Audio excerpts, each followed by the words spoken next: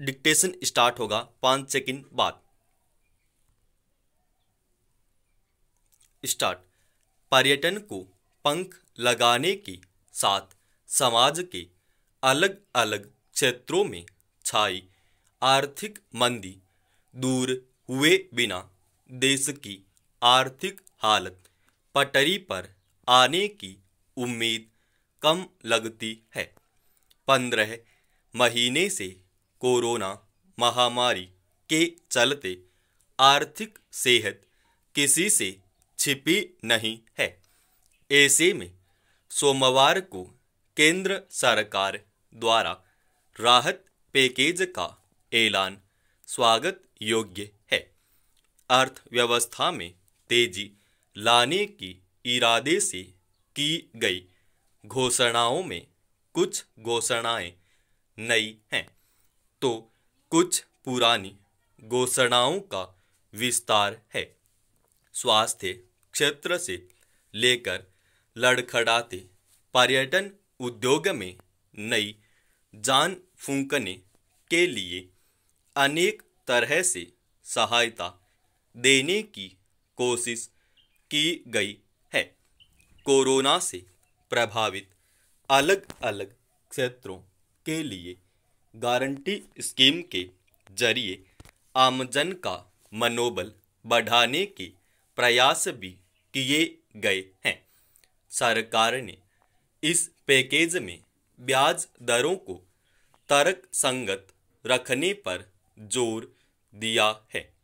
छोटे कारोबारियों को 1.25 लाख रुपए तक का कर्ज उनकी आर्थिक हालत को सुधारने में मददगार साबित होगा। नए राहत पैकेज में किसानों के लिए अतिरिक्त सब्सिडी के साथ साथ आत्मनिर्भर भारत योजना का विस्तार समय की मांग है। पर्यटन क्षेत्र के लिए लंबे समय से राहत पैकेज की मांग की जा रही थी। देश के कुल रोजगार में पर्यटन क्षेत्र का योगदान लगभग 10% है। देश में हर साल आने वाले 1 करोड़ पर्यटक आर्थिक प्रगति में बड़े सहायक होते हैं। इसी को ध्यान में रखते हुए पहले 5 लाख विदेशी टूरिस्ट वीजा मुफ्त जारी करने की घोषणा स्वागत योग्य कदम है। इस कदम के व्यापक असर दिखने की पूरी उम्मीद है।